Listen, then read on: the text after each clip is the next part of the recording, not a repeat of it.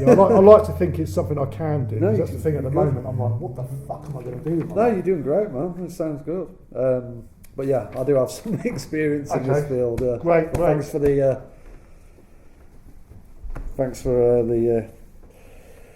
For saying that. Appreciate it. Okay, so where are we going to go now? Are we going to go to what I'm interested in? Iron Void. Yeah. I'm conscious of generating too much material, which I'm not going to use. Yeah.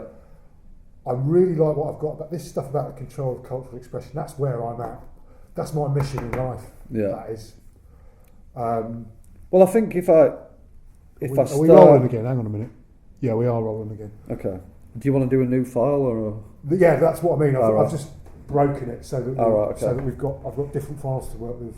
So, I mean, where do you want me to start? Iron Void? I want the story of why you're in a band called Iron Void. Because I've seen the graffiti, I've seen the carving on the wall. Really? Yeah. But then the next time I went back to it, I couldn't find it. And I was just like, shit, where, has it been carved off or something? And I don't like, as you'll see later, you've already been, haven't you? You've already been to his house. I've been to his house. Yeah.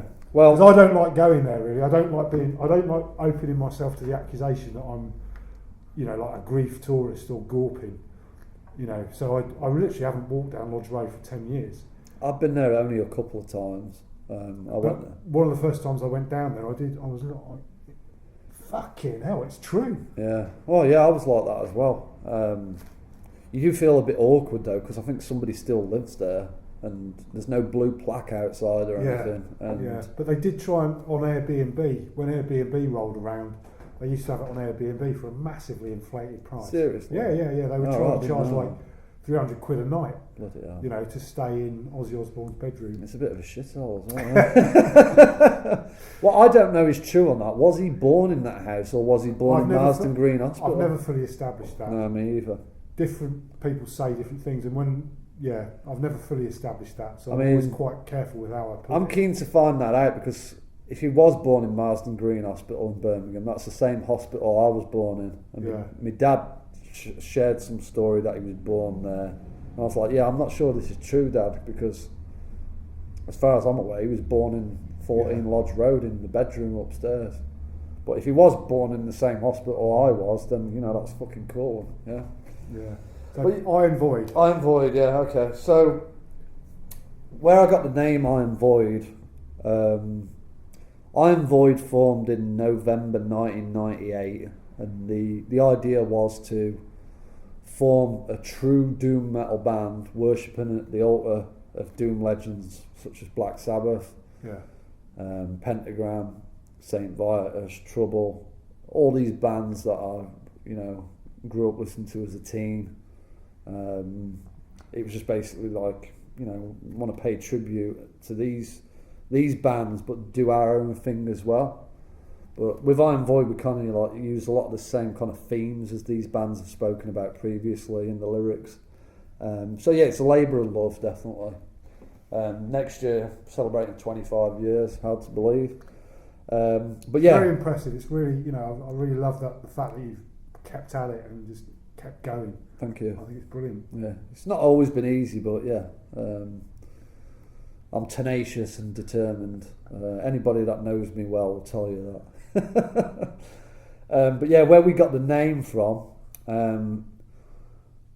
as I've mentioned, I'm from Birmingham originally. I was born here. The majority of my family still live in Birmingham. My parents and my sister live in Doncaster, but the rest of my family still live in Birmingham. And family tradition after we moved, tradition always, is at Christmas on Boxing Day we'd all meet up and we'd have a few drinks, as you do. And I can't pinpoint what year this was, but it must have been some point in the mid-90s. And I went to my auntie and uncle's house, which is in Erdington. Same house, it's still there, they still live there. And me and my uncle were having a few beers, we were getting a bit merry. And anyway, I don't know, I was into metal at the time. Conversation veered towards Sabbath. So he was a Sabbath fan, he loved Led Zeppelin as well, but he was into a lot of other music. He liked, soul, Tamla Motown, Stevie Wonder, stuff like that. which I love as well. You know, I'm into a lot of different music, but obviously when I was a teenager, heavy metal was all I cared about. And he started telling me a story about Black Sabbath, and he said that he'd been to Ozzy's house. I hadn't been there before he mentioned this, and he says, yeah, scrawled on the wall outside his house was the name Iron Void. And immediately I thought, wow, that is a cool name. And I started thinking, wow, that is a great name for a band. I think at the time my band was called Final Resting Place, which is a shit name for a band. Sorry, that was a comic timing. It later became an Iron Void song. But no, Iron Void, I was like, wow, this is a cool name. And I immediately thought, you know, maybe Black Sabbath maybe flirted with the idea of calling themselves Iron Void. I had no evidence of this, but that's what I was thinking in my head, and I was like, wow, that's a cool name. So when I went back up to Yorkshire, the guys I was in the band with was like, we've got to change our name to Iron Void. This is what we've got to do. But basically at the time I was in this band Final Resting Place with Andy Whitaker, who was the original guitar player. There was me and my friend Andy Dovey. But me and Andy Whitaker were kind of moving away from what Andy Dovey wanted to do. He kind of wanted to do stuff more like Monster Magnet. I don't know. But me and Andy Whitaker, we were like, no, we want to do a true doom metal band. Pure, yeah. And that was our idea. So yeah, it kind of like fractured, if you like, and then we went off and did our own thing, and that became Iron Void. Yeah. The original Iron Void, we formed it in '98. We played, I think, a handful of gigs, like around 16 gigs, and then the original lineup split up in 2000. We kind of fell out with each other. It was just like trivial shit, really. Yeah. Just being young and hot-headed. And then I played in various other bands over the next 7 years. I wanted to play some death metal and black metal and kind of increase my abilities as a player, but I missed playing doom metal. And then I hooked up with Steve Wilson, who's the current Iron Void guitarist and vocalist, 2007, and we've been jamming ever since. Yeah. So that's a brief history of Iron Void and where we got the name from. And yeah, that was the name. But it wasn't until years and years later that I had confirmation of the name Iron Void. And I was reading Ozzy's autobiography, I Am Ozzy. Yeah. I was enjoying the book, and now page 64, bang, this is a quote from Ozzy. Apparently this was after rehearsals at Six Ways Community Centre in Aston, which is apparently just up the road from where we sat. So this is what Ozzy said. To cheer things up a bit, I went out one night with an aerosol can. I'd had a few beers, just a few, and did some decorating. God knows what was going on in my head. Yeah. One of the things I graffitied on a wall by the roundabout was Iron Void. Yeah. And then he says, fuck knows what was going on in my head. Yeah. And that's Ozzy quote. And when I was reading that, I was like, whoa. Yeah. This is crazy. This is Ozzy's, you know, I've used this name for years, and now there's Ozzy in his autobiography. Yeah. There it is. Yeah. So to be clear, your uncle told you about the carving on the door. Yeah, but he said it was Ozzy's house, which it isn't. It is. It is. Well, I've seen it Really? on the door frame. Yeah. At his house. Yeah, inside right. the. Yeah. Well, that's news to me. Yeah. I didn't know that. Yeah, I know when. I'll show you another one later. Okay.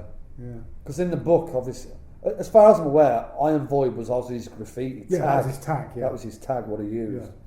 And then in later years, I've had some fans, Sabbath fans or whatever, saying, you've just got that name from 2 Black Sabbath songs, Iron Man and Into the Void. I went, no, I haven't. Yeah. And then I tell them the story, and I say, "Are you really a Black Sabbath fan? Because you didn't know that, did you?" Yeah. I take great pleasure in telling them that. Yeah. I think the fact that you've got the track record there, you know, you've got all your old flyers, you've got the evidence that you were called, you took that name on. Yeah, before that book was published. Yeah, like 10 years before the book was published. Yeah, absolutely. So I think that's wonderful. Yeah, I think it's a great, you know, it's just, he was a genius, basically. He's an unsung genius. He was probably, when he talks about, you know, hyperactivity disorder and that kind of thing, but, you know, he's, one of the stories I've got is that his bedroom, he had like chains suspended from the ceiling in the bedroom with tennis balls on the end of them. The mind that would do that is the mind of a very creative individual who, you know, struggled, managed to find a way out as a, you know, as a huge talent and a gift to the world and a gift to, because the way he moves on stage and stuff, he's expressing so much. He's doing it for you. Yeah. You know, he's living out and he's gone through all the... See, I know people who I can... If I wasn't barred from my local Wetherspoons... if I wasn't barred from my local Wetherspoons, I could introduce you to someone who's at school with him. Right. You know, who's fucking shot away. I'm not going to ask why you're barred from Wetherspoons. Because one of the bar staff told me to get stuffed and I took massive exception to it. Right, okay. And they wouldn't apologise to me, so I carried on.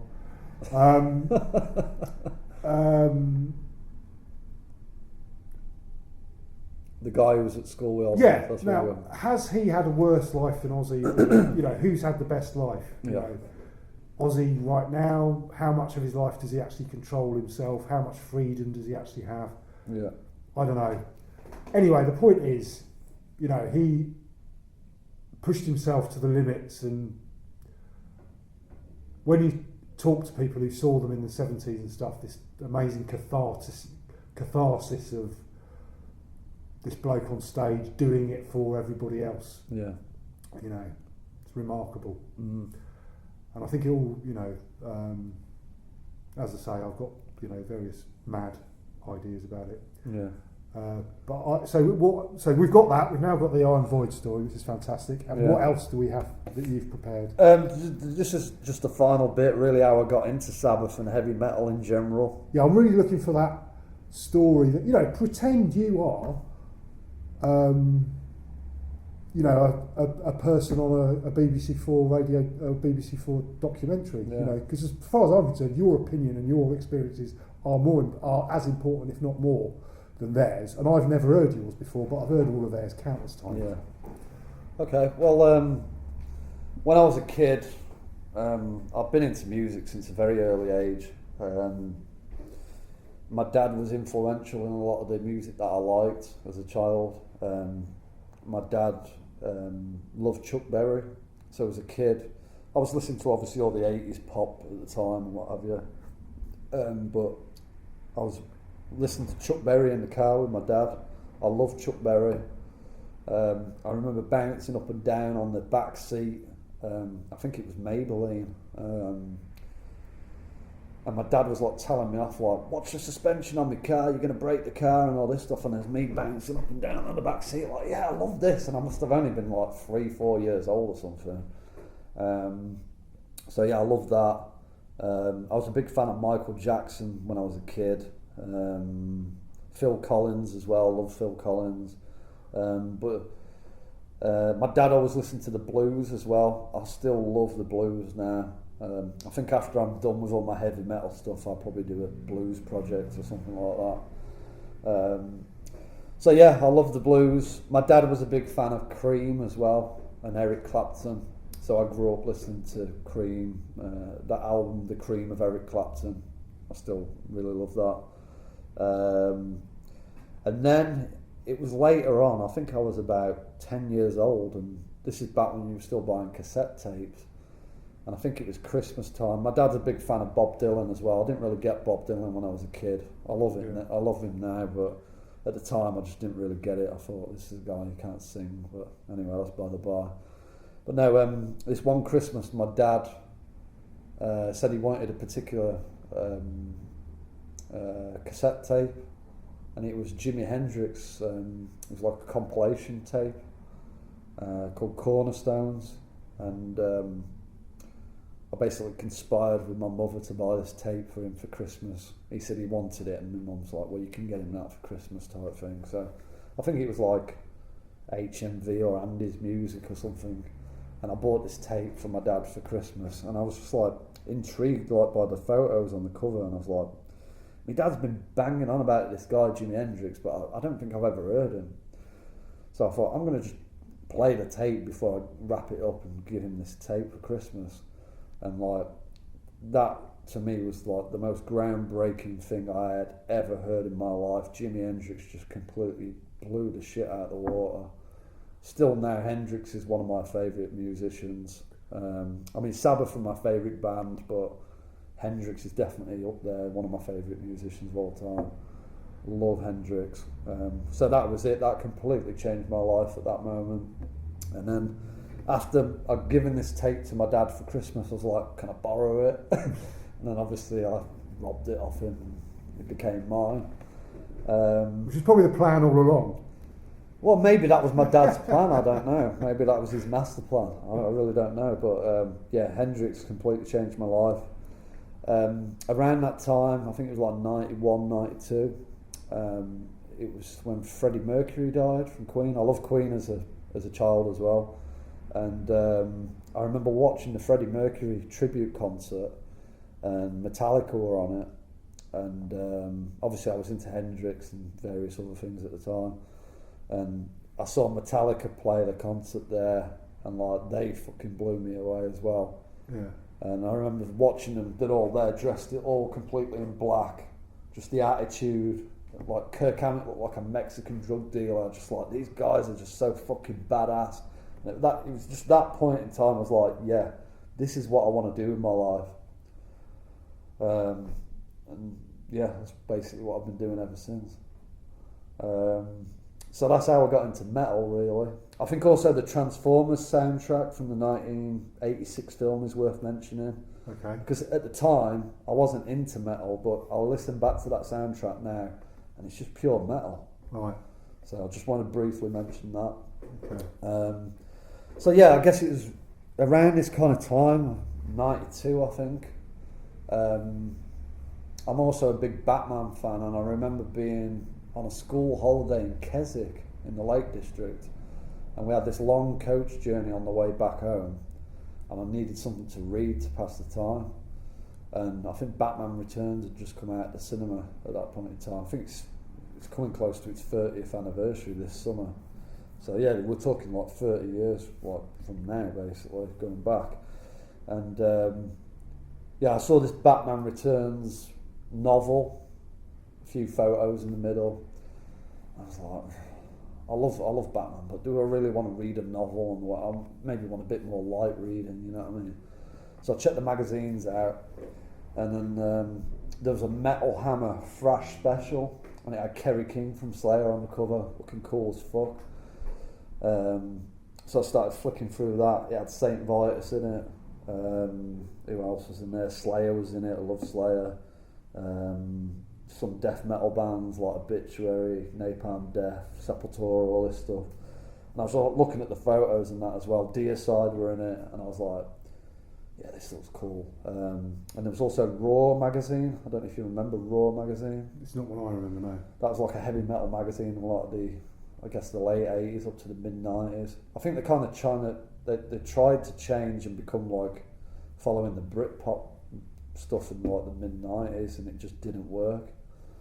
But yeah, there was like Raw issue 100.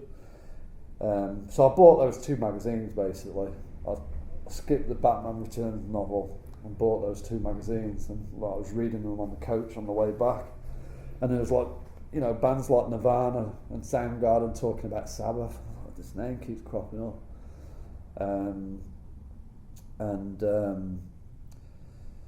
Yeah, I was reading it, and Sabbath were in there, but it was with Dio. It was like the Dehumanizer album. Yeah. Period. So there was like Dio, Tony, Geezer, Vinny Appice. And like they mentioned, like all these other bands are going on about Sabbath. I'm like, who's Sabbath? Who are these guys? And I read the interview, but I was like nonplussed at the time. I think I heard TV Crimes. That was probably the first Sabbath song that I ever heard. I thought it was okay, but I wasn't like blown away by it or anything. And I think the first time I ever encountered Ozzy, like his solo stuff, was at school, probably a few years before. You know, like at Christmas where they ask you to bring in like your games and you know, you can have like a chill out day at school, like the last day of school, and bring in your games, and you know, you can listen to music and let your hair down a bit. And there was one of my friends, I think his name was Lee Fisher. I know now that he was playing the Ultimate Sin album by Ozzy. Right. Again, I wasn't that impressed at the time, and I actually thought at that point, what's this American stuff? Yeah. I thought Ozzy was American, because obviously he was living in America as well at this point. Yeah. And around that same kind of time, I thought like Led Zeppelin were American. I didn't know they were like from this kind of area. And then it was a few years later, I was getting into bands like progressing from Metallica to like Slayer, Sepultura. So are you saying that Sabbath weren't a very early? No. Right, okay. Not at all. Is that still going? Yes, it is. Yes. Yeah. Batteries aren't. It's not using the batteries. So, yeah, Sabbath weren't an early influence. I was progressing through like Metallica to like Slayer, Sepultura, Pantera, getting into heavier and heavier music.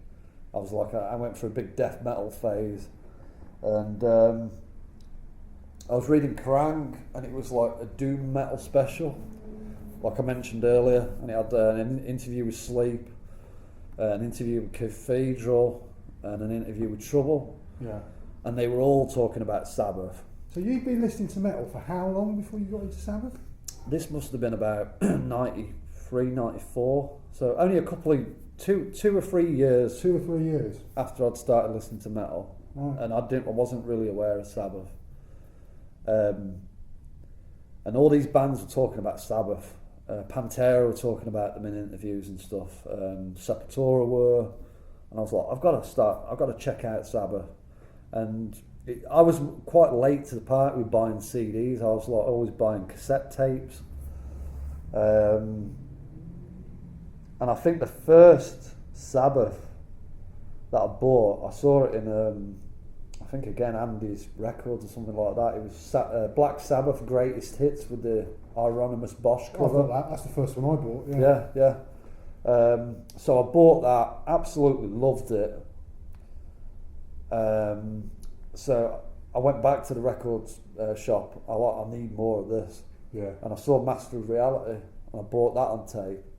And I was ill at the time. I had like a cold or flu or something.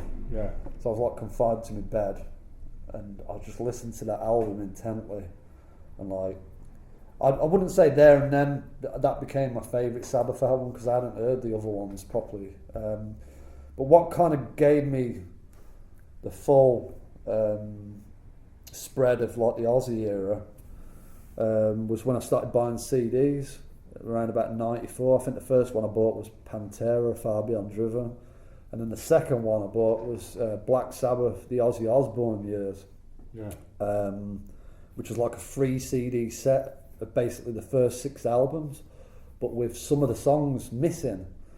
So my first experience of listening to Volume 4, and to be honest, I still have these CDs in my car now, the Ozzy Osbourne years, it's basically Volume 4, but you've got FX missing, that's not on there, so I just scrapped that, God knows what I did that.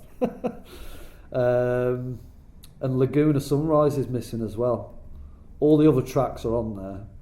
So the way I kind of grew up listening to Volume 4 was missing FX and Laguna Sunrise. Although Laguna Sunrise, I had heard it before because that was on the Greatest Hits tape. Yeah. But the real revelation with Sabbath was like I started listening to them more and more and reading about them and that. And then I was like, whoa, Black Sabbath are from Birmingham. I'm from Birmingham. What the fuck? how did I not realise this? And then I kind of realised that, you know, I'm from the same place as like Sabbath and where heavy metal was created and where it started. And I was like, I just had like an epiphany. I was like, wow, this is amazing. And, you know, I feel really, really proud of my Brummie heritage to this day. I guess when I lived here, I didn't really appreciate being from Birmingham. It was a bit of a shithole, to be honest, growing up. And I guess when Sabbath were growing up here, it was. But, you know, I'm very proud now of my heritage and, you know, that Sabbath from the same place that I am. So, yeah, that's my story, I guess. Fantastic. And I am going to wind it up there because, as I say, you know, there is a danger that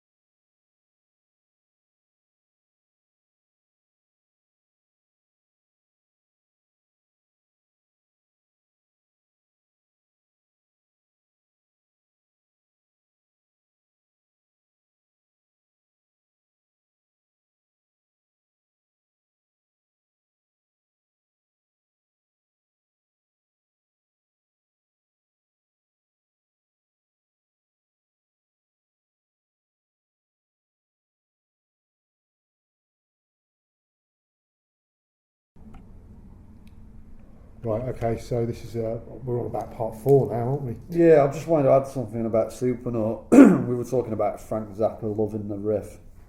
I do think Sabbath's image with the long hair and the, you know, the massive moustaches, I think they were influenced by Zappa's appearance. Obviously Geezer, and I think Tony was a big Zappa fan. And obviously there were big Beatles fans as well. The Beatles, you know, towards the end of their career, like 69, 68, 70, that kind of era, they all had the long hair, big beards and all that kind of stuff, which is obviously the staple image now for people who are into heavy metal. So yeah, I just wanted to add that in there. That's where I think that kind of image comes from. Obviously later on Judas Priest kind of progressed it further with the leather and studs and everything, but yeah. Did you ever strive for that look yourself? I do own a pair of leather trousers. I have retired them now,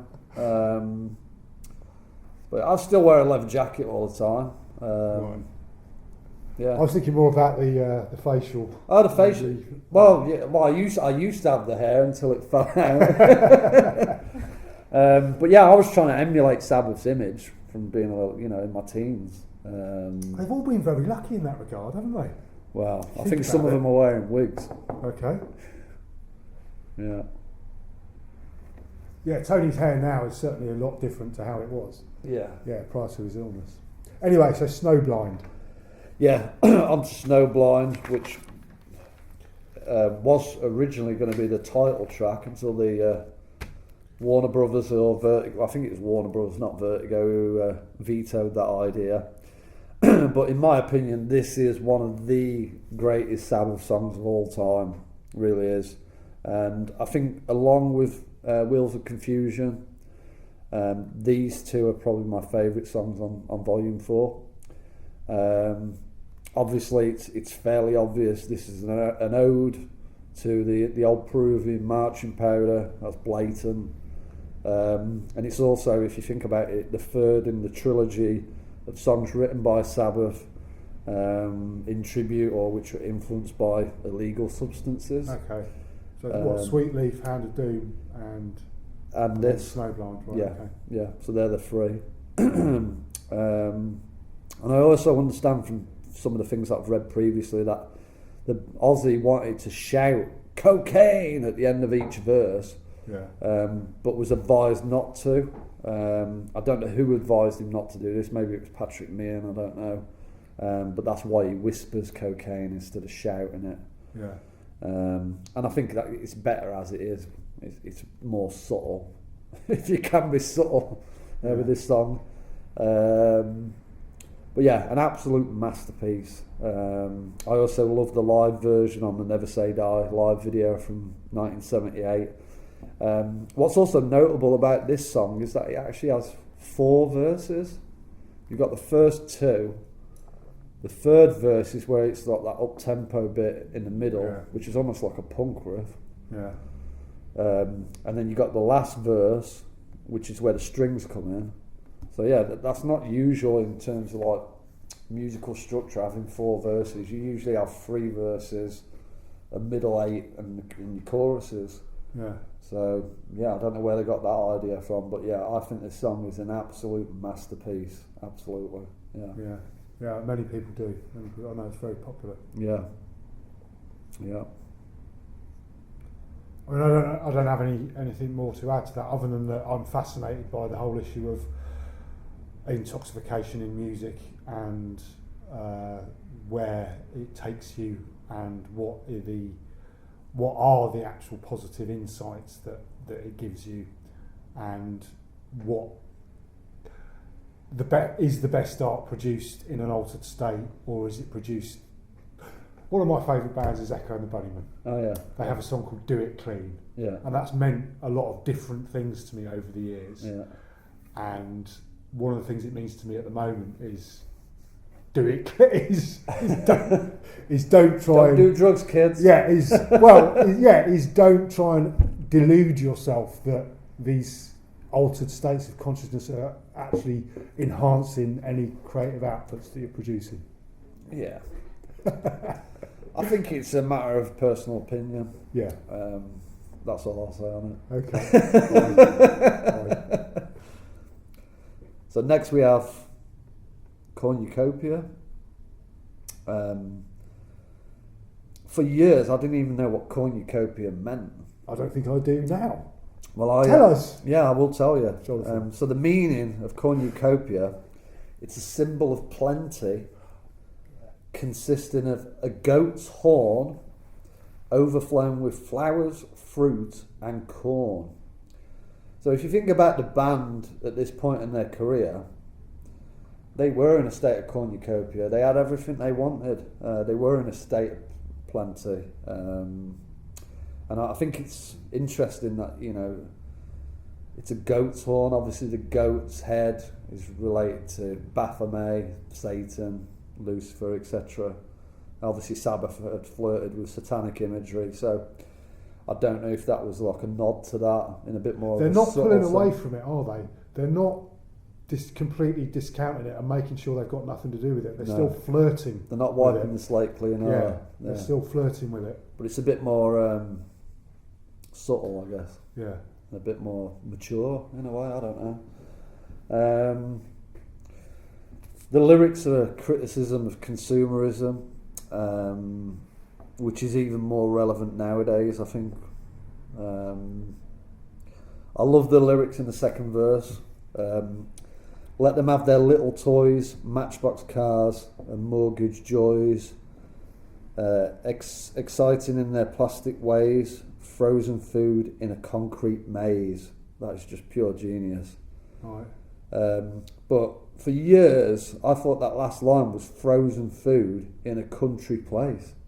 You know, you kind of mishear lyrics. Yeah. When I actually read it, I was like, frozen food in a concrete maze, all right. Just out of interest, where did you read it? What, the lyrics? Yeah. Well, online, basically. Okay. Yeah. I didn't read it in the liner notes, I don't think. But I do find with some Sabbath songs, there are differing opinions on what the lyrics actually say. Yeah. But to me it sounded like frozen food in a country place, which, you know, that kind of has the same kind of meaning. I think that's probably even more. I think that probably has more of frozen food in a country place rather than frozen food in a concrete maze. I don't know, but yeah, obviously Geezer wrote these lyrics, lyrical genius. The Bard. Yeah, absolutely, yeah. And I don't think a lot of casual Sabbath fans even realise that Geezer wrote all the lyrics. I think they just assumed that Ozzy was the lyricist. Right. But yeah, me being a bass player, Geezer was a massive influence on me in my formative years. Not only his bass playing, he's my favourite bass player, but I write a lot of the lyrics for Iron Void as well, and Steve Harris as well from Iron Maiden. He fulfills a similar role in Iron Maiden. He writes a lot of the lyrics and he's the bass player. So yeah, them two guys, big influences on me. No Sabbath album has got the lyrics. Master of Reality, of course, has the lyrics printed on the. It does, yeah, on the back, yeah. On the back side of it. Yeah. Yeah. Well, yeah, I think you're right. Maybe some of those earlier ones. And when you were started listening to Sabbath, at what point did you become aware of how early on were you engaging with the lyrics? Like actually finding out what the lyrics were and reading them and thinking about them. I don't think I was reading them. I was listening to them. Yeah. But obviously the riffs were the initial thing that hit me, and the heaviness of the music. But I think it was quite early on that the lyrics were engaging me. I'm constantly surprised by bands that I used to, or tracks that I used to love growing up, and I've got no idea what the lyrics actually are or what they mean. It's never been important to me. Yeah. It's just the sound of the lyrics and the delivery of the vocal is important to me, and obviously the sound of the guitars and stuff is important to me. But I'm constantly amazed that I've got no idea what some of my favourite songs mean or even what the lyrics are. Yeah, I think a lot of musicians write in metaphors as well, so kind of have double meanings. Iron Void definitely do. But me being a lyricist, lyrics have been important to me for quite a while. But I know where you're coming from there. I think when you first start listening to music, the lyrics aren't necessarily the most important thing.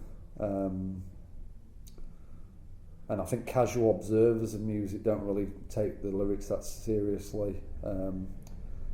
But yeah, I mean, writing lyrics myself, the English language is magic, really. The way that you can put these kind of words together and the way they can rhyme and things like that. Just going back to Wheels of Confusion while we're talking about lyrics, what's notable about Wheels of Confusion is that those lyrics, in most cases, they do not rhyme. Yeah. And that's something that's more important to me as time goes on. And I find it more appealing is like how musicians write lyrics that don't rhyme, but they kind of fit together and they sound great together. That's really something else, I think. But and also, if you think about it, language and the way you spell things also goes back to magic, and obviously while we're talking about Sabbath, black magic, because what is a spell? It's something that you spell and you write. Right. So that's when I first realised that, I was like a light bulb moment. Okay. Yeah. So yeah. With me and writing lyrics, I either go one way or another. I go for total rhyme or no rhyme. Yeah, I'm the same. So I'll rhyme fire and higher. Yeah. I can't actually think of a song where I've done that, but get the level that I'm working, I'll say it's got to, very much rhyming, or not rhyming at all. Death, breath, that's been used so many times. We've even done it, we're guilty of that. But no, I kind of take that same approach, because you can either rhyme like the end of each line, or you can do like rhyme line 2 and 4, or not rhyme at all. But I find that more appealing, not rhyming. Well, especially these days as I progress as a musician and as I'm getting older, I guess. I think there's more of a skill in writing lyrics that don't rhyme but actually sound good. Yeah. If that makes sense. Yeah, that does make sense. Yeah. Now here's an interesting thing, and it's on topic, but it's not about a specific Black Sabbath song. But somebody recently said, he was a vicar, recently said to me that to do music education badly is to inhibit an adult's potential. Yeah. I thought that was absolutely, when I thought about it later, I thought it was completely profound because it applies to also language as well. Yeah. So I'm interested now in what your experience is, how you were taught English and how you were taught to be creative with language as a young man, in school, and how that has sort of progressed through your career as a musician.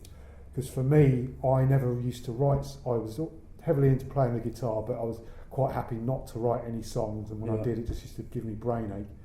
And now I really like writing songs. It's a really helpful thing to do in my life. It really helps me out. Yeah, definitely. And poetry as well. I never imagined myself doing this. Yeah. Until about, I don't know, probably 10 years. Well, no, less than 10. Between 5 and over the last 5 years, it's become quite an important part of my life that I'm able to write. Yeah. And it helps me out. It's cathartic, isn't it? Yeah. And I think back to my education, secondary school comprehensive education, and think we were robbed. Yeah. We were fucking robbed by the curriculum and by our teachers and by the way. I don't blame the teacher in particular. Yeah. I blame the system. Yeah.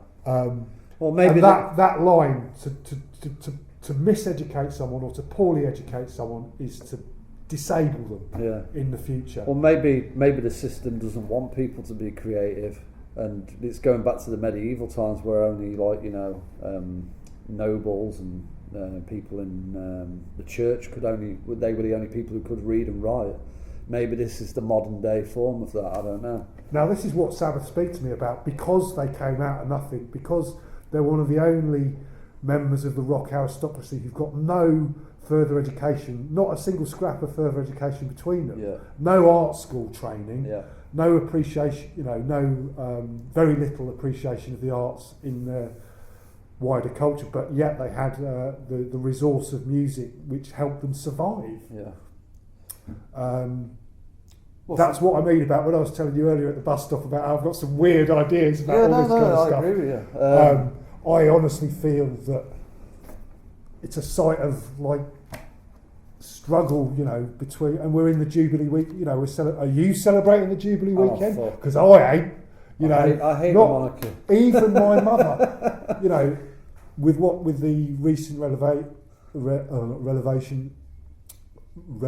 Prince you know where I'm going with that. Yeah, Prince Andrew. It's fucking sick. Yeah. And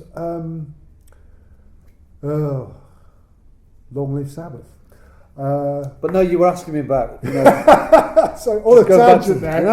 What a great curveball that was. I understand where you're coming I'm from. really pleased with that. But no, in terms of my education, I moved from Birmingham when I was 10 years old. My education in Birmingham wasn't great. I grew up in Castle Vale. My school was Pegasus Junior and Infant School. I had some great stories from the Bible when I was at school. In terms of, I can't really remember being taught music in my junior and infant school. I don't recall that. When I moved to Doncaster in Yorkshire when I was 10 years old,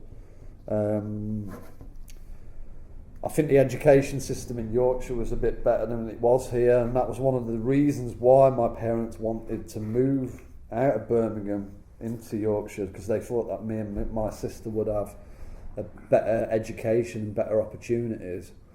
But one thing that I do remember is that they did acoustic guitar lessons at dinner time or something like that, and I'd wanted to play guitar from a very young age. I remember having kind of toy guitars for Christmas, which weren't proper guitars that you could play.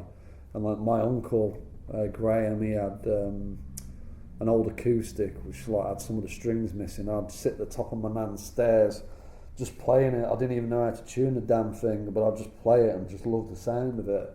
Yeah. So I wanted to play from an early age, but I wasn't given that opportunity. And I remember moving to Yorkshire, I asked the music teacher if I could join these classes, and he flatly refused me. And I was like, why? And he went, well, you have no prior experience of playing the guitar. I went, yeah, but I want to learn, and I'm keen to learn. And he wouldn't allow me to join these classes. That was the guy teaching guitar. However, there was another teacher called Mr. Groves, who I would like to highlight, because a lot of the pupils were scared to death of him. He was like a really severe, harsh teacher. But if you got to know him, it was actually really nice. Yeah. And I actually used to go to keyboard classes at dinner time because this other teacher who wanted to teach guitar wouldn't allow me to do that, but kind of flubbed me off and said you can do keyboard classes. So I went to keyboard classes and tried to keep up, and then I actually started playing double bass at school.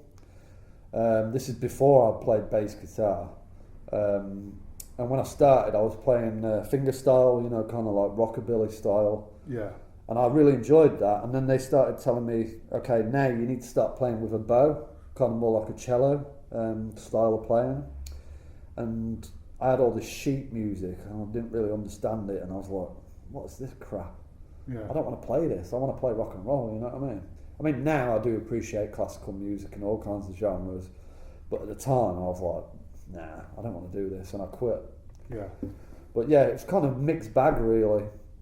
But also, when I was at this school in Yorkshire, the English teachers were really good, and they realised that I actually had like a potential for poetry, and they actually encouraged that, which I was very grateful for.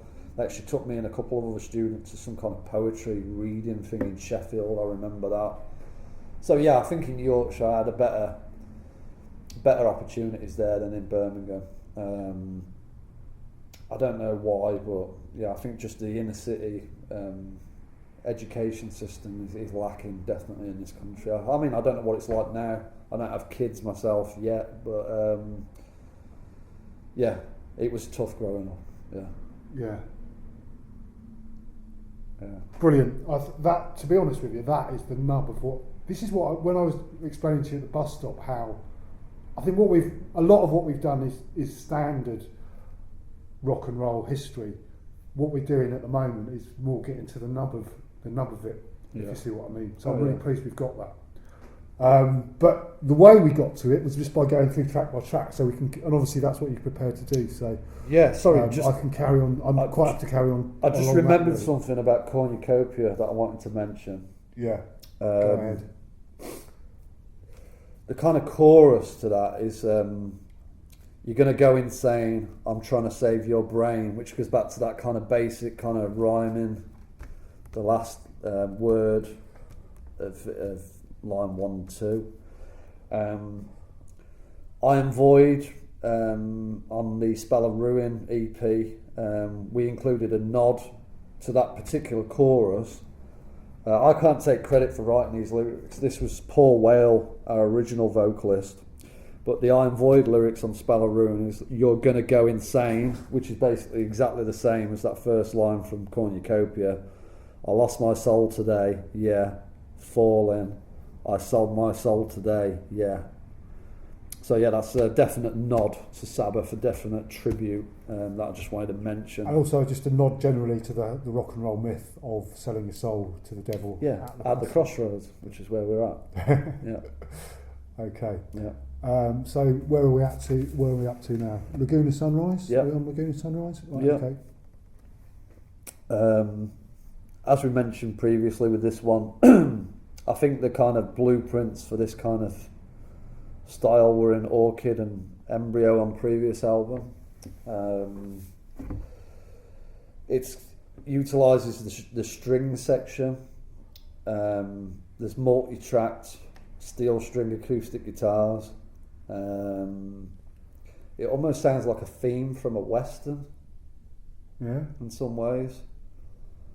Well, yeah, it's very cinematic. Yeah, yeah, yeah. It could be on a film. Yeah, definitely. Yeah. That's what I mean. I think instrumental. The reason I chose.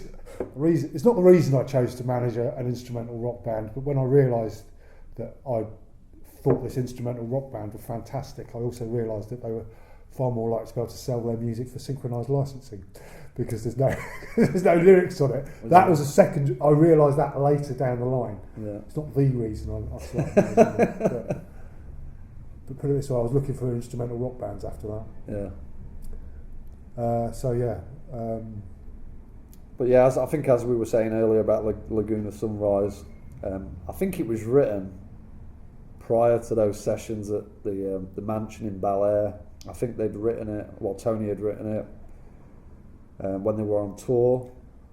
a few months prior to the writing sessions for Volume 4. But yeah, they were probably partying all night, and he fell asleep on the beach or whatever, and woken up by this beautiful Californian sunrise. Which that song, you can envision that as you listen to it. Yeah. So yeah, it's a beautiful instrumental. Yeah.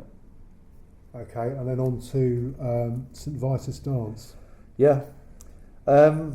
This is a bit of an oddity on this album, I think.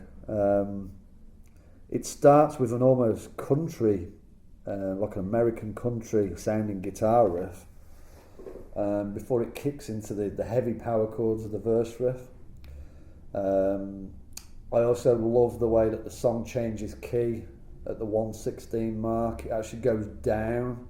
I don't know if it's a semitone or a full tone, but when it goes down at that point, that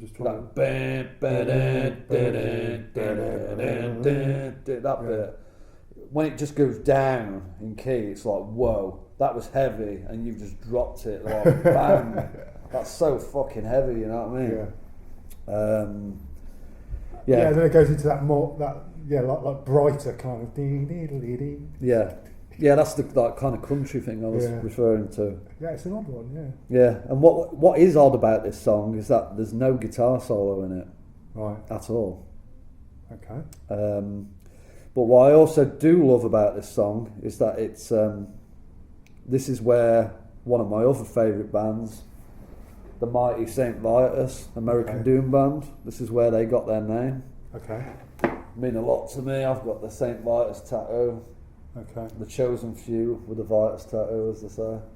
Now, St Vitus, I don't know if you've heard them. I haven't, I'm afraid. But they were heavily influenced by Sabbath. Heavily influenced. They kind of solidified the doom metal sound in the 1980s, along with bands like Pentagram, another American band, and Trouble. I would say probably Sabbath, Vitus, Pentagram, Trouble, they're up there with my favourite bands of all time. Sabbath are like, they're the pinnacle, but St Vitus are very close. Okay. But what St Vitus did, they kind of took the Sabbath style and then slowed it down even more and made it even more depressing. Right. But yeah, I love St Vitus. Do you like Sun O and Earth? Have you heard of them? Yeah, I know both bands. Yeah. I've seen Sun O a number of times. I actually saw Sun O in Birmingham. At the Asylum? Did you see them at the Asylum? Not at the Asylum, it was at Supersonic Festival. Oh, yeah. Several years ago, maybe 10 years ago, something like 2007. that. Is it that long ago? Well, they did play in 2000. So I think they played. That sounds about right. They've played several times. Put it this way, was it instrumental? Yeah. Yeah, because for me, as soon as they get a singer out, I just go, what the fuck? Why have you ruined it with some bloke who, some attention seeker when it's so fucking brilliant? Oh well, yes. The lyrics. Sun O is just like, it's just drone, it's extreme volume. Yeah. It's just taking that kind of doom riff. How far can too far go? Yeah, exactly. And I remember when I saw him at Supersonic Festival, there was people walking out because they couldn't handle it. And then there were like other people just laid down on the floor, like absorbing the fucking vibrations. And like this one guy was saying to me and my friend, like, have you got earplugs in? I'm like, no. He's like, you should have fucking earplugs in. All right, Dad, you know what I mean? But I think when they were playing, I'm not sure where Supersonic Festival is. It's somewhere. Custard Factory. Yeah, the Custard Factory. Is that in Birmingham City Centre? Well, it's just outside the city centre. It's just on the edge. Well, it was just outside. Apparently, they could hear Sun O at Birmingham New Street. Yeah. I've not heard that one before, but it's a very good story. I can't imagine that was true, but it's a very good story to say. But yeah, this song I just wanted to mention St Vitus because they're a very important band to me. Fantastic. Yeah. So yeah, that's St Vitus Dance. Do you want to say anything else about Well, speaking of bands, between now and the discussing Under the Sun, can we get the story of how you came to be in a band, how your band came to be called Iron Void? Because that's quite interesting, isn't it? I was going to go speak about that after we've done this bit, if that's okay. Yeah, I'm definitely going to tell you that story. Can't leave without telling you that story. So this brings us on to the final song on Volume 4, the final song on side B, which is Under the Sun. It starts off with one of the doomiest riffs Sabbath ever committed to tape, in my opinion, and then goes off into a galloping verse riff with Ozzy wailing defiantly about religious fanatics from both sides of the coin, Jesus freaks, and black magicians trying to push their beliefs and views on him. What I find interesting about this is that the lyrics encourage us to believe in ourselves, which, you know, it's a very positive viewpoint, and, you know, it's a great thing, but it's kind of ironic that Geezer's kind of, you know, encouraging us to believe in his beliefs, which is kind of in contrast, and it's almost contradictory to what they're speaking about at the beginning of the song. I don't know, I just find that interesting. I don't know if that was intentional, I don't know. But yeah, that's the overarching message of the song, to believe in yourself. But I think going back to, you know, the religious fanatics, I think no doubt this was influenced by Sabbath's experiences in the States on their early tours with the religious fanatics. Obviously they had all the, you know, the hardcore Christians giving them shit when they turned up there, you know, with the satanic imagery and stuff. But then they also had like Anton LaVey's Church of Satan showing up at shows, trying to induct them into the Church of Satan, which Sabbath didn't have any interest in whatsoever. And I read a story that one concert that they were playing in the States, Tony was on stage and some guy in a black cloak came up and tried to stab him on stage. Yeah, I've heard that one, yeah. So I think this particular song was influenced by those experiences. And what I do like about this song is that when it increases in tempo after the 2-minute mark, which before the album was released, I think the title was Under the Sun / Every Day Comes and Goes. Right. And then they shortened it to just Under the Sun on the final release. But it's almost like a different song after the 2-minute mark. The tempo increases. The drum fill at 2:16 mark, which is repeated at 2:41, which has some really fast snare rolls, is almost the blueprint for thrash and death metal drumming, which is to come later on.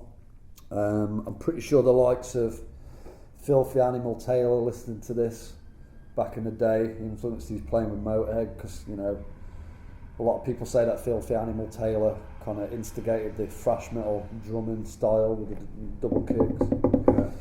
Yeah. Obviously Dave Lombardo and Slayer took that to another level later on, but I think both of those drummers, you know, all the extreme metal drummers now owe a great debt of gratitude to Bill Ward's drumming on this particular track at that point. Some of those snare rolls, you can hear that in death metal, grindcore to this day. Obviously it's a bit more extreme and faster now, but I think this is kind of where that was starting. And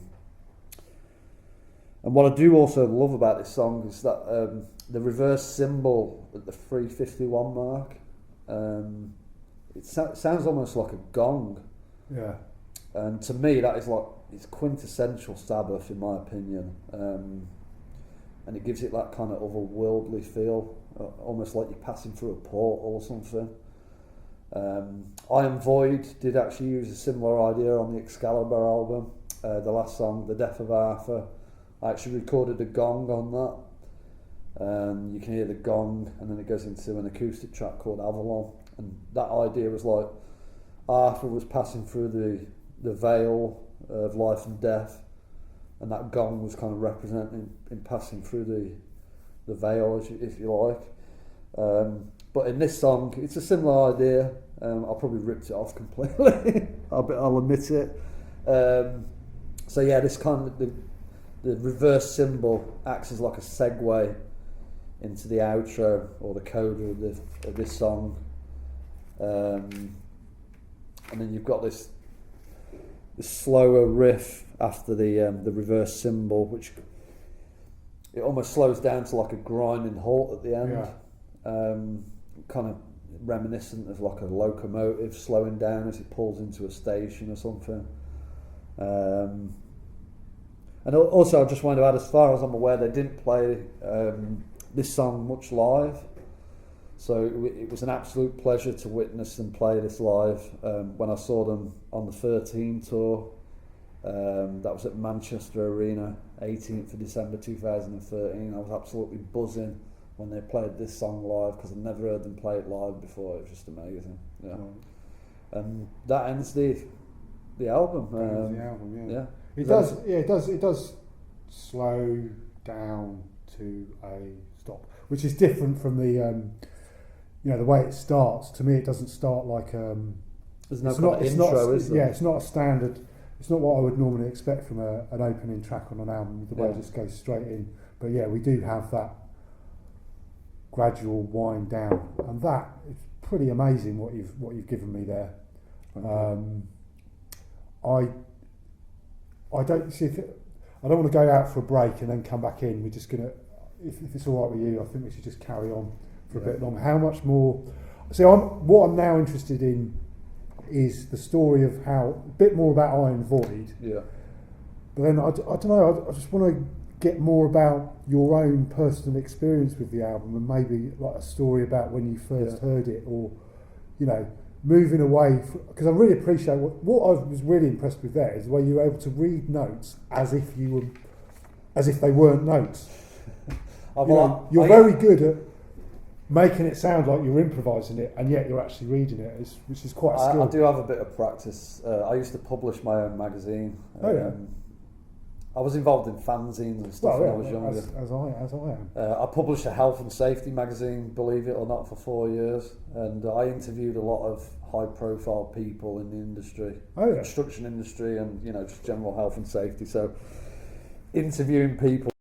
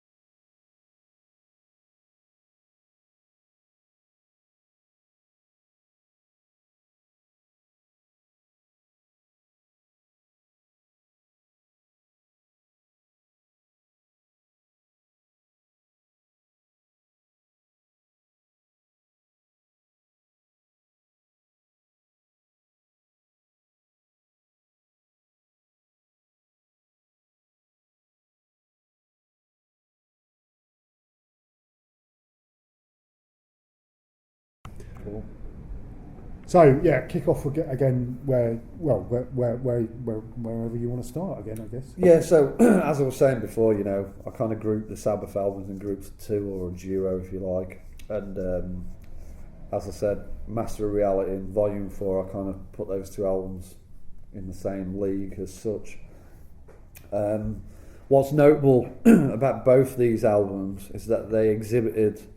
Master Reality was the first, but Volume 4 continued this tradition of the down-tuned C-sharp tuning, which Iommi instigated in an effort to reduce the string tension on his guitar to make it easier to play and less painful. And obviously that was due to his infamous industrial accident where he lost the tips of two of his middle fingers on his right hand, because he's a left-handed player.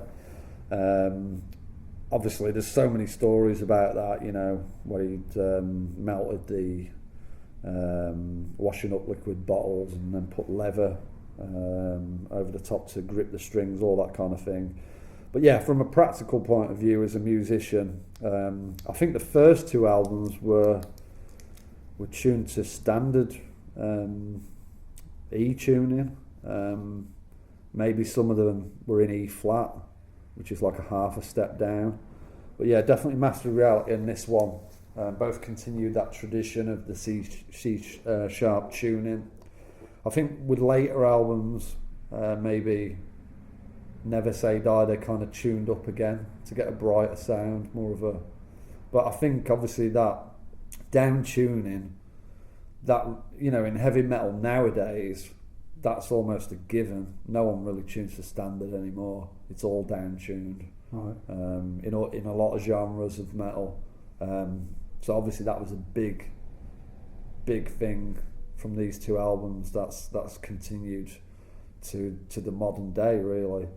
And I think around this time they were slagged off in the music press at the time, and it wasn't until the grunge explosion of the early 90s when bands like Nirvana, Soundgarden, and Alice in Chains kind of praised Sabbath's downer rock of the first few albums as being highly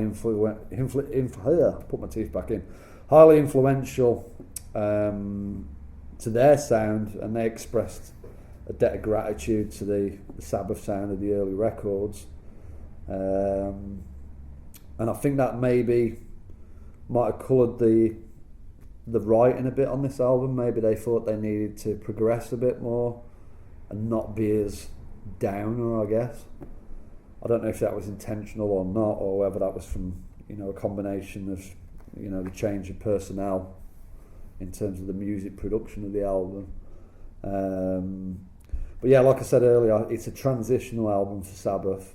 They started to move away from that kind of sludgy sound which they were renowned for previously, although there are still elements of that on this album, most notably the intro to Cornucopia and Under the Sun. They're both sludgy, doom-laden riffs, but the overall feel of the album is a bit more progressive and experimental, I think. Definitely going the drumming. Yes, very much so. I think it's definitely trying to break new ground. Yeah, definitely. I think you can hear that as well. It's exemplified in tracks like FX. Obviously, that's the most experimental track on the album. We'll come back to that later. Yeah. Laguna Sunrise. Obviously, that was quite different to what they'd done previously. I know, like, you got Orchid and Embryo on Master Reality, but that was just Tony on his own, playing it like acoustic guitar. Laguna Sunrise is, you know, it's got more layers to it. Yeah. Multi-track guitars, string section, and just going back to what we were talking about, the break in Supernaut, the percussion break, it's almost like samba influenced. So there's a lot of things with this album where they really were pushing the boundaries of what they could achieve as a band, really, and which they hadn't done previously, I don't think. I think I've lost the pages in order here.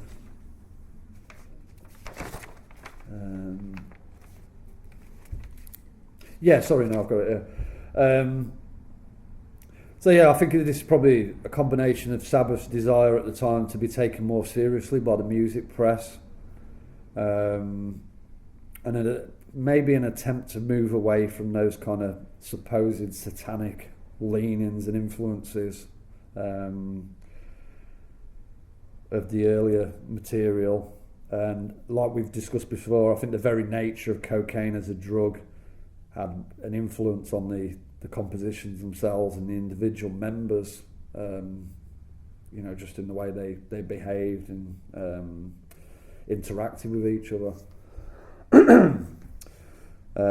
So yeah, what I just wanted to start doing is delving into these tracks in a bit more detail. Okay. Yeah, brilliant. Yeah. So obviously the album starts with Wheels of Confusion. It's one of my favourite Sabbath songs, and I think it's very underrated in the Sabbath canon, especially by fans. I love that song, and probably my favourite part of that song is the instrumental coda or the outro, which starts at 5:16. It always gets my blood pumping, and if I'm listening to that in the car, as Amy will tell you, I always turn it up louder.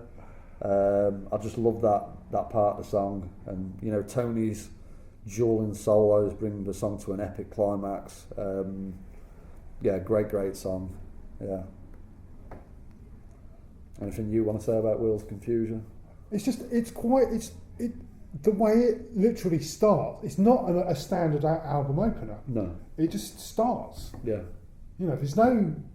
It just starts. Yeah. It's almost like it's been edited. It's almost like there was... Like a jam or something. There was an introduction to it, yeah, and they edited it out. Maybe. That was always my...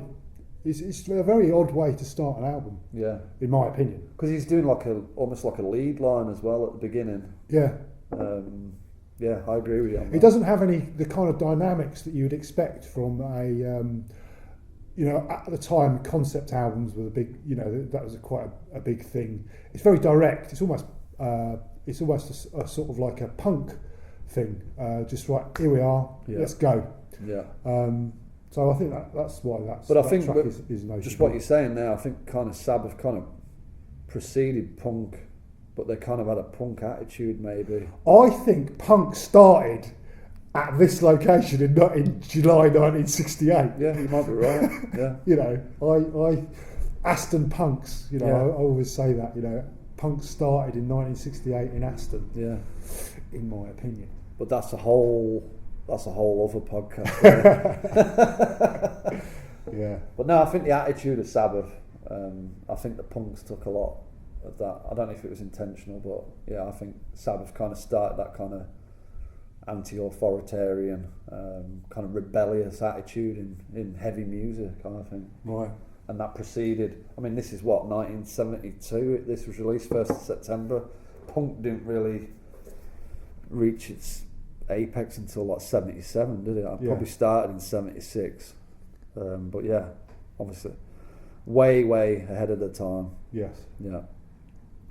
So next we have Tomorrow's Dream. Yep.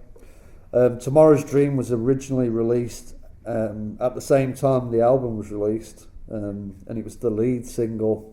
I think they were kind of hoping that it was going to have the same kind of success that Paranoid did, but I don't think it really attained that commercial success. I haven't got all the facts and figures about where it charted and all that stuff, but you can find that on the internet quite easily.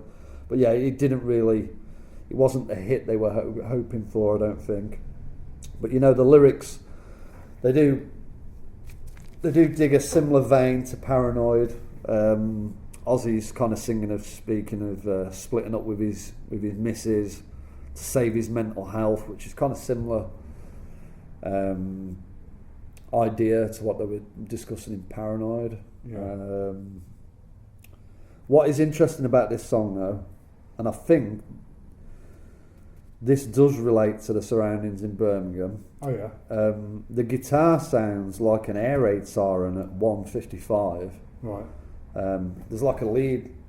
It's almost like it's not really a solo, but it's like a lead line. But in the background, you hear this guitar going like,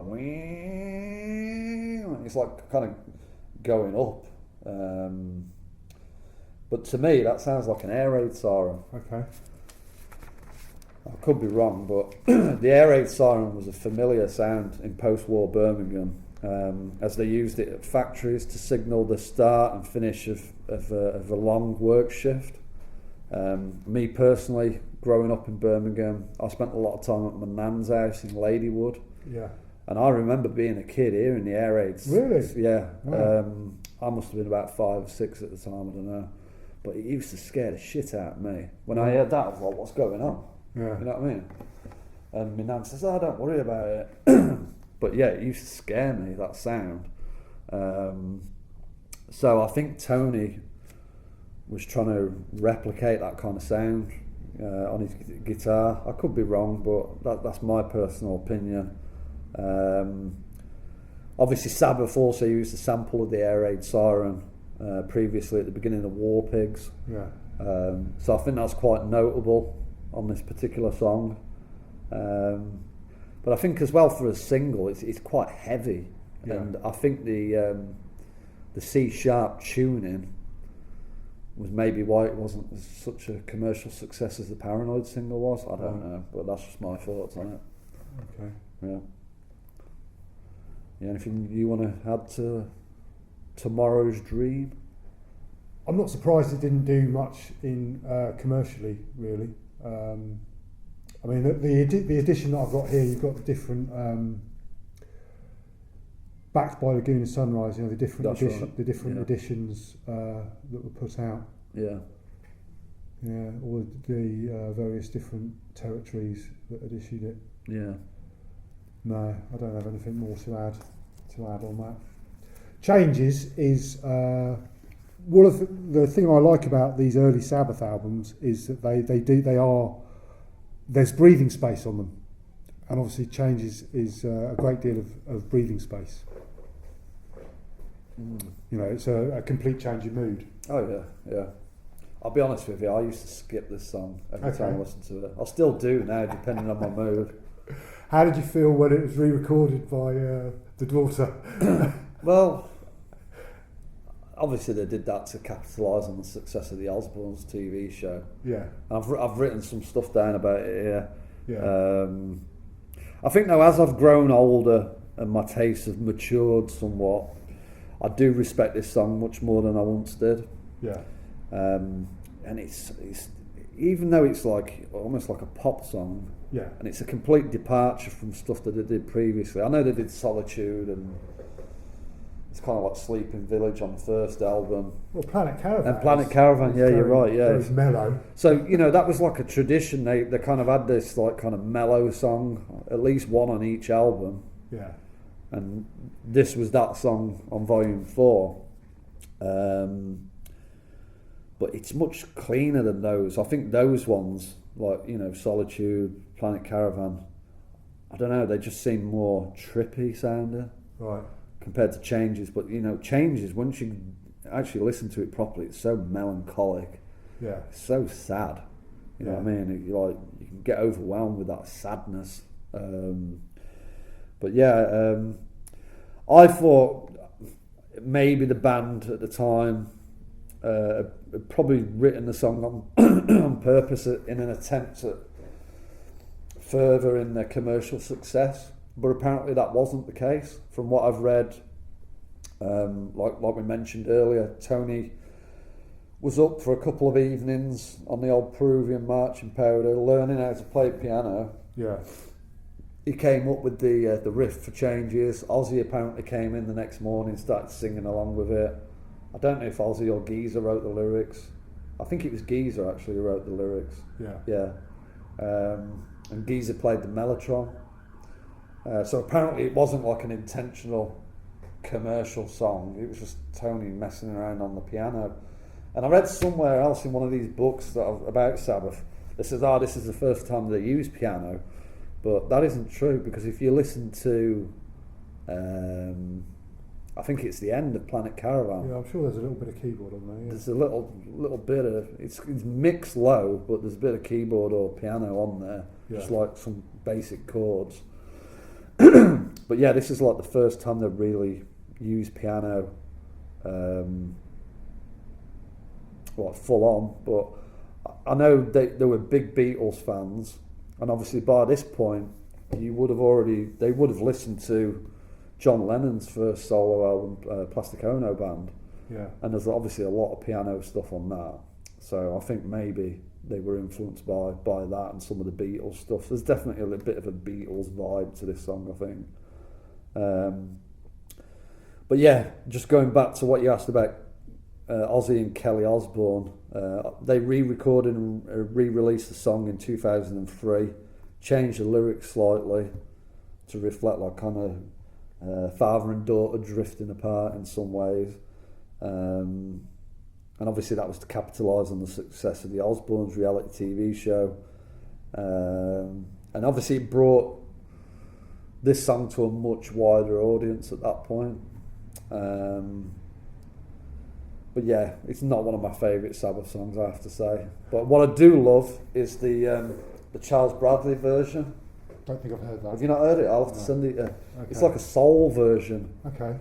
That was released in 2013, and it sounds like he wrote it rather than Sabbath. Right. You just have to listen to it. It's the same song. He changed the lyrics slightly as well, but that's my favourite version of it.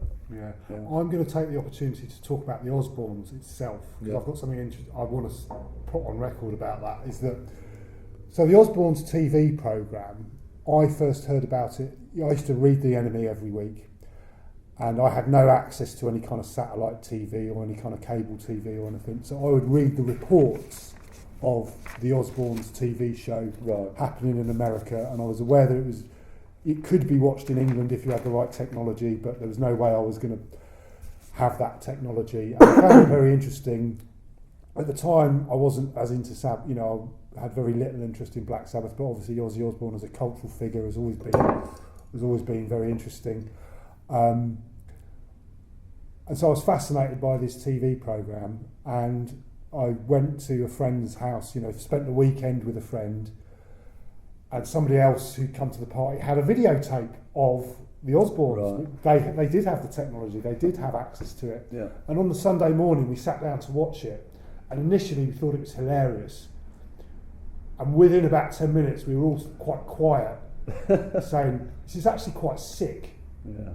That this bloke, who's obviously got massive issues with all kinds of shit, is being pilloried and just ridiculed, he's been put in this position where he's got TV cameras in his house where he's clearly not well. Yeah. This is sick. Yeah. And it's his wife that's done it to him. Yeah. And then these kids are here. How old are they? 15 and 17?